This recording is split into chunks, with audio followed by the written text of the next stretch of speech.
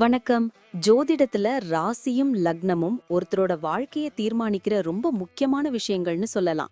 ஒரு ஜாதகத்துல லக்னம்ங்கிறது நம்மளோட உயிரையும், ராசிங்கிறது உடலையும் குறிக்கும்.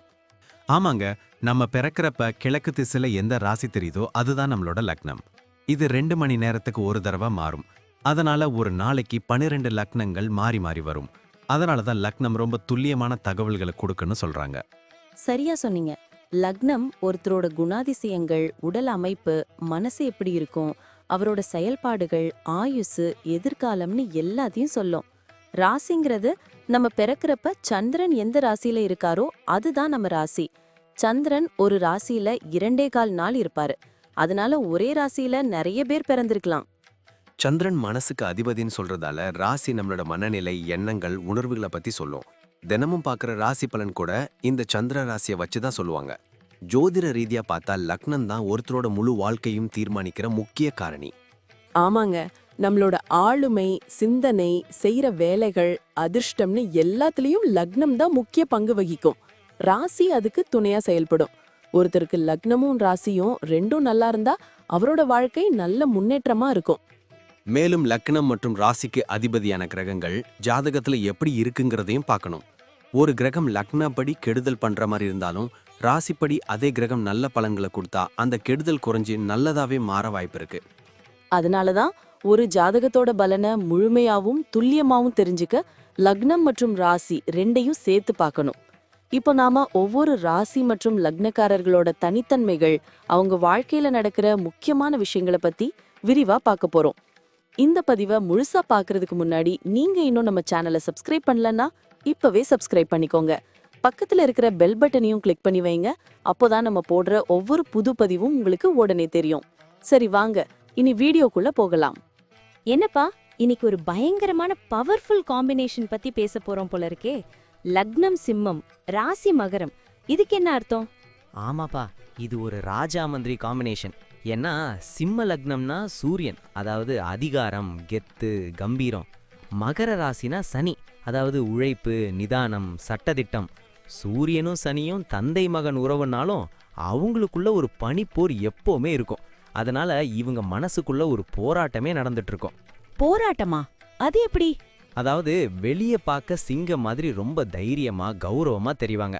ஆனா உள்ளுக்குள்ள ஒவ்வொரு அடியையும் ரொம்ப யோசிச்சு இது சரியா வருமானு சனி பகவானோட நிதானத்தோட தான் எடுத்து வைப்பாங்க. ஒரு பக்கம் வேகம், இன்னொரு பக்கம் விவேகம். இதுதான் இவங்களோட ஸ்பெஷாலிட்டி. ஃபேமிலி லைஃப்ல இவங்க எப்படி கொஞ்சம் அதிகாரமா இருப்பாங்களோ? ஆமா, சிம்ம லக்னம்னாலே வீட்ல தான் தான் ஹெட்னு நினைப்பாங்க. ஆனா அதே சமயம் மகர ராசி இவங்கள ரொம்ப பொறுப்பானவங்களா மாத்திரும். தான் குடும்பத்தோட கௌரவத்துக்காக எதையும் செய்வாங்க. அப்பா அம்மா மேல ரொம்ப மரியாதையா இருப்பாங்க. பார்ட்னர் கிட்ட கொஞ்சம் கோவப்பட்டாலும் அவங்க நல்லா இருக்கணுங்கிறது தான் இவங்களோட மெயின் மோட்டிவா இருக்கும். சரி, வேலை அல்லது பிசினஸ்னு வந்தா இவங்க எப்படி? இவங்க மத்தவங்க கிட்ட கைகட்டி வேலை பார்க்கவே மாட்டாங்க. சிம்மத்தோட ஈகோ அதை விடாது. முடிஞ்ச வரைக்கும் ஓன் பிசினஸ் தான் பண்ணுவாங்க. ரியல் எஸ்டேட், கன்ஸ்ட்ரக்ஷன், இரும்பு சம்பந்தப்பட்ட தொழில், இல்லனா கவர்மெண்ட் கான்ட்ராக்ட், இதுல எல்லாம் இவங்க கொடி கட்டி பறப்பாங்க. இவங்க ஒரு ஸ்ட்ரிக்ட் பாஸ். ஆனா தப்பு பண்ணாத ஊழியர்களுக்கு இவங்க ஒரு கவசம் மாதிரி இருப்பாங்க. இவங்க கிட்ட காசு தங்குமா? ஏன்னா ராஜா மாதிரி செலவு பண்ணுவாங்களே. அங்கதான் ட்விஸ்ட். சிம்ம லக்னம் லக்ஸூரியா வாழணும்னு நினைச்சாலும் மகர ராசி சனி இவங்கள பயங்கரமா சேமிக்க வைப்பார். பிற்காலத்துக்கு வேணும்னு பணத்தை ரொம்ப பிளான் பண்ணி இன்வெஸ்ட் பண்ணுவாங்க. நிலம், தங்கம்னு சொத்து சேர்க்கறதுல இவங்க கில்லாடி. 35 வயசுக்கு அப்புறம் இவங்க ரேஞ்சே வேற லெவல்ல இருக்கும். ஹெல்த்ல ஏதாவது ஸ்பெஷல் அட்டென்ஷன் தேவையா? கண்டிப்பா. சிம்மம் இதயத்தையும் முதுகெலும்பையும் குறிக்கும். மகரம் முட்டி மற்றும் எலும்புகளை குறிக்கும். இவங்க எப்பவும் பிஸியா ஓடிக்கிட்டே இருக்கிறதால ஸ்ட்ரெஸ் வரலாம். அதனால பிளட் பிரஷர், அதாவது பிபி வர வாய்ப்பு இருக்கு.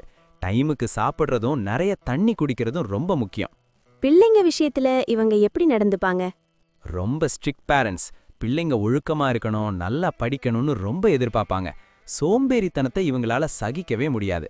ஆனா பிள்ளைங்களுக்கு தேவையான எல்லா வசதியும் செஞ்சு கொடுத்துருவாங்க. இவங்க பிள்ளைங்க வளர்ந்த பிறகு நம்ம அப்பா செஞ்சது சரிதான்னு பெருமையா சொல்லுவாங்க. இவங்களுக்கு டிராவல் பண்றது பிடிக்குமா? பிடிக்கும், ஆனா அது வெறும் என்ஜாய்மெண்ட்டுக்காக இருக்காது. டிராவல்ல ஏதாவது லாபம் இருக்கான்னு தான் பார்ப்பாங்க. மலை பிரதேசங்கள், பழமையான கோவில்கள், இதுக்கெல்லாம் போக ரொம்ப பிடிக்கும். இவங்களுக்கு வெளிநாடு போய் சம்பாதிக்கிற யோகமும் அதிகமாவே இருக்கு. மொத்தத்துல சொல்லப் போனா இவங்க லைஃப் ஆரம்பத்துல கொஞ்சம் கஷ்டமா இருந்தாலும் கடைசியில ஒரு பெரிய சாம்ராஜ்யத்தையே உருவாக்கிடுவாங்க. இவங்க கிட்ட இருக்கிற அந்த ஈகோவையும் கோபத்தையும் மட்டும் கொஞ்சம் குறைச்சிக்கிட்டா இவங்கள ஜெயிக்க யாராலையும் முடியாது. சூப்பர்ப்பா. ஒரு ராஜா மாதிரி யோசிச்சு ஒரு தொழிலாளி மாதிரி உழைக்கிறவங்கன்னு சொல்லு. ரொம்ப அருமையா சொன்ன. தேங்க்ஸ். நன்றி. நான் இப்போ சொன்ன விஷயங்கள் எல்லாம் பொதுவான பலன்கள் மட்டும்தான். உங்களுடைய சுய ஜாதகத்தை பொறுத்து சில விஷயங்கள் மாறுபட வாய்ப்பிருக்கு. ஆனாலும் நான் சொன்ன பெரும்பாலான விஷயங்கள் உங்க வாழ்க்கையில நடக்கும்னு நம்புறேன். இந்த வீடியோ உங்களுக்கு பிடிச்சிருந்துச்சுன்னா நான் அடுத்து பாகம் 2 எடுக்க தயாரா இருக்கேன். பாகம் 2 வேணும்னா பாகம் 2ன்னு டைப் பண்ணுங்க. நிறைய நண்பர்கள் பாகம் 2 கேட்டா சீக்கிரமே பாகம் 2 வீடியோவை பதிவு செய்றேன். இந்த வீடியோ உங்களுக்கு பிடிச்சிருந்தா லைக் பண்ணுங்க, ஷேர் பண்ணுங்க, நம்ம சேனலை சப்ஸ்கிரைப் பண்ணுங்க, பக்கத்துல இருக்கிற ஆல் பட்டனை கிளிக் பண்ணி வச்சுக்கோங்க. அப்போதான் நாங்க போடுற வீடியோக்கள் உங்களுக்கு உடனுக்குடன் நோட்டிஃபிகேஷனா வரும். உங்களுடைய எதிர்கால வெற்றிக்கு என்னுடைய வாழ்த்துக்கள். நன்றி. வாழ்க வளமுடன்.